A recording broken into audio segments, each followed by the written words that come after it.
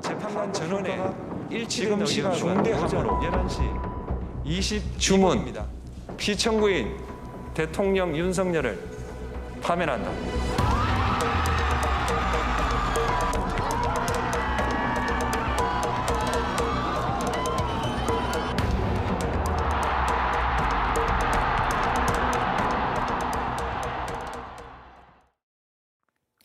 시청자 여러분, 특집 JTBC 뉴스룸을 시작하겠습니다. 2025년 4월 4일 오전 11시 22분, 대한민국 헌법은 대통령 윤석열을 파면했습니다. 8대0 헌법재판관 전원일치 결정입니다. 111일이나 길게 이어진 헌법재판소의 시간은 대한국민 신임의 중대한 위반이자 용납할 수 없는 법 위반이란 결말로 끝이 났습니다.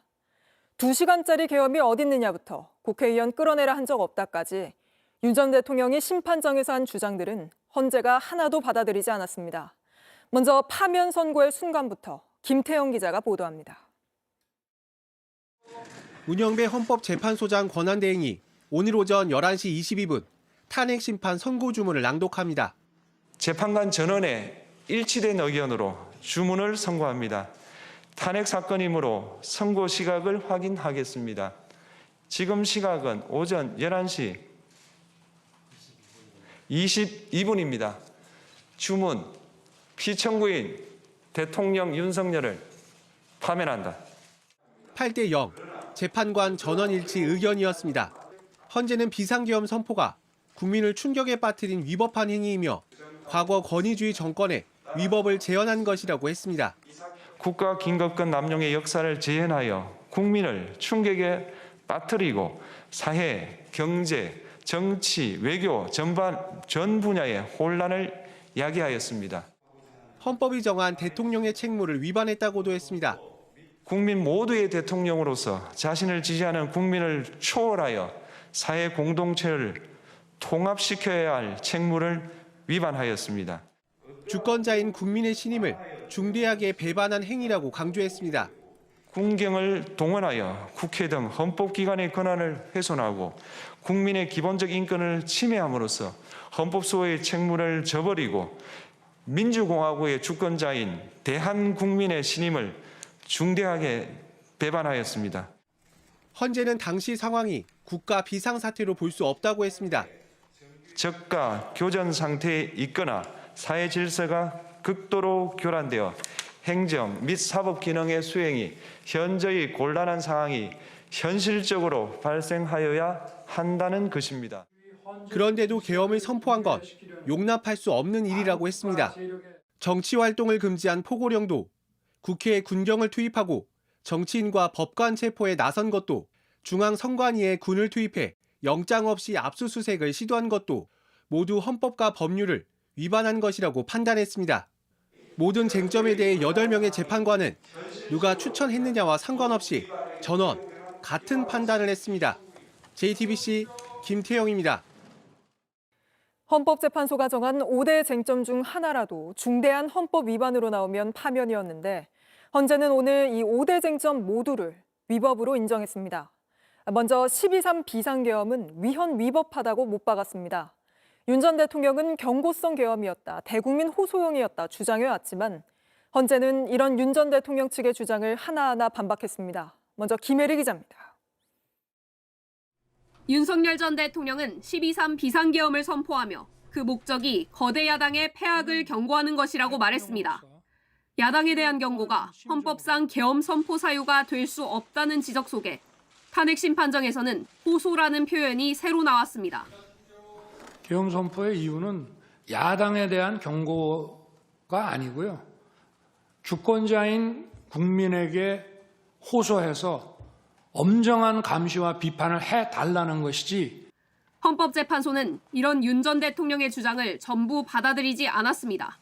피청구인은 이 사건 계엄이 야당의 전횡과 국정위기 상황을 국민에게 알리기 위한 경고성 계엄 또는 호소형 계엄이라고 주장하지만 이는 계엄법이 정한 계엄 선포의 목적이 아닙니다. 우선 법에 따르면 병력 동원이 불가피한 경우에만 계엄을 선포할 수 있는데 그와 같은 중대한 위기 상황은 현실적으로 발생하지 않았다고 결론냈습니다. 헌재는 위법적인 병력 동원 외에도 다른 민주적인 선택지가 있었다는 점도 꼬집었습니다. 국정마비 상태나 부정선거 의혹은 정치적, 제도적, 사법적 수단을 통하여 해결하여야 할 문제이지 병력을 동원하여 해결할 수 있는 것이 아닙니다.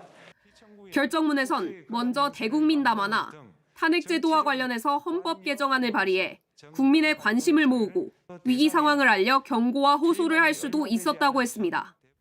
헌재는 중대한 위기 상황을 병력으로서 극복하는 것이 비상계엄의 본질이므로 그 선포는 단순한 경고에 그칠 수 없다고 했습니다.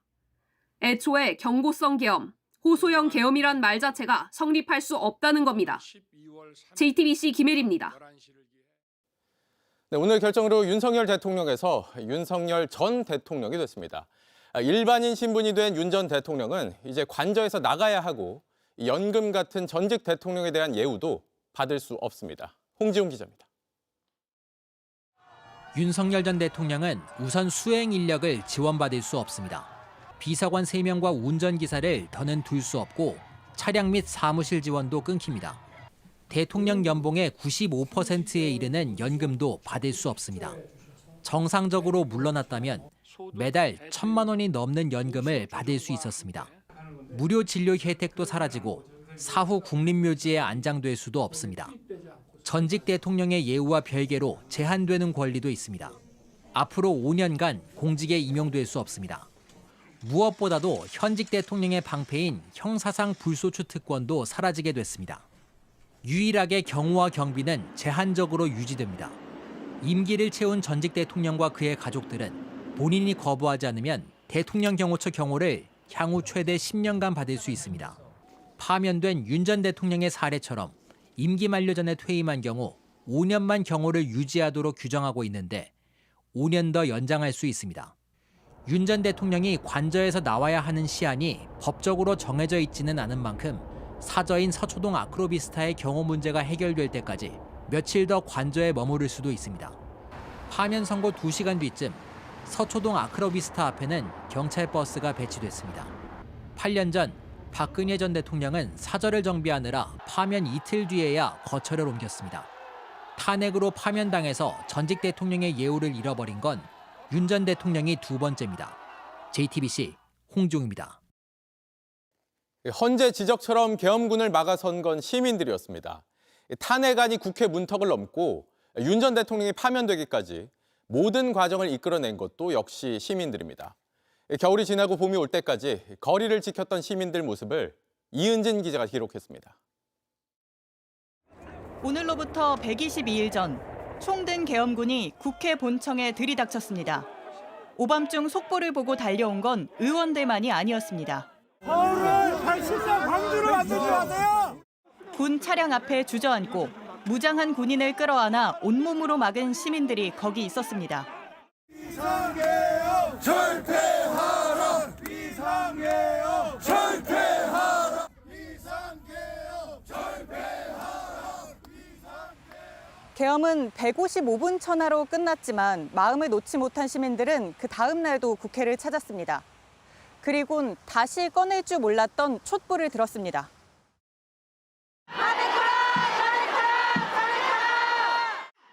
젊은 세대는 이거라도 들겠다며 응원봉을 챙겼고 부모들은 아이 손을 잡고 모였습니다.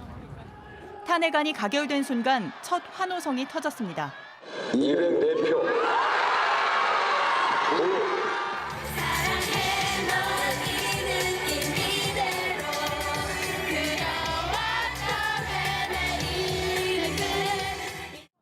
하지만 끝이 아니었습니다. 윤 전 대통령이 내란죄 수사에 응하지 않고 버티자 시민들은 한남동 관저 앞으로 모였습니다. 체포하라! 체포하라! 체포하라! 눈발이 날리는 강추위에도 은박지를 덮고 자리를 지켰습니다. 8년 전 촛불을 밝혔던 광화문에서도 응원봉을 들었습니다. 헌재 평의가 기약 없이 늘어져도 버텼고 분노는 있어도 결코 사고나 충돌로 이어지지 않았습니다. 뭐라도 나누자는 선결제 행렬이 이어졌고 남기고 간 자리는 깨끗했습니다. 극단적 주장과 폭력보다 평화가 이긴다는 촛불 민주주의가 빛났습니다. 한 시민은 지난 넉 달간의 광장을 이렇게 기억했습니다. 역사의 현장에서 작은 점 하나였지만 대한민국 국민이라서 할 수 있었고 그게 나였어서 행복했다고 말하고 싶어요. 시민들이 이렇게 거리를 지키는 사이 17번의 주말이 지나고 봄이 왔습니다. 이제 시민들은 새로운 계절을 맞이할 준비가 됐습니다. JTBC 이은진입니다. 이제 윤 전 대통령은 조만간 관저를 떠나 사저로 이동해야 합니다.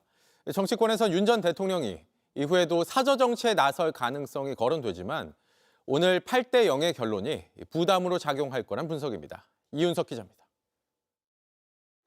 윤석열 전 대통령은 조만간 서울 서초동 아크로비스타 아파트로 돌아가야 합니다. 윤 전 대통령이 이곳에서 이른바 사저 정치를 할 가능성이 제기됩니다. 지난 1월 윤 전 대통령은 관저 앞 지지자들을 향해 편지를 썼습니다.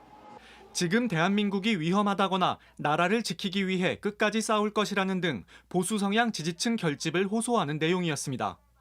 지난 3월 구속 취소로 석방된 이후엔 관저에서 여당 소속 의원들과 직접 소통하며 이른바 관저 정치를 이어왔습니다.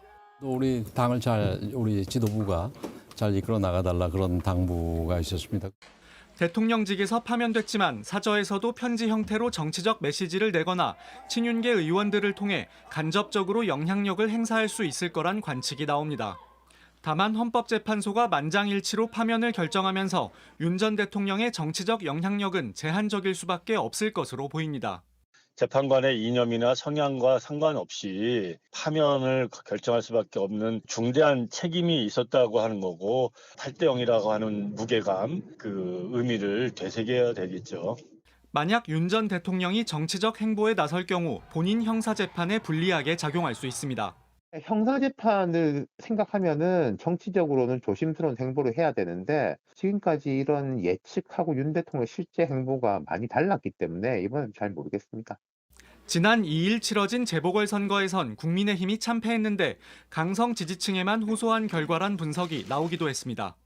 JTBC 이윤석입니다. JTBC 뉴스를 시청해 주셔서 고맙습니다. 저희는 저녁 6시 30분 뉴스룸에서 뵙겠습니다.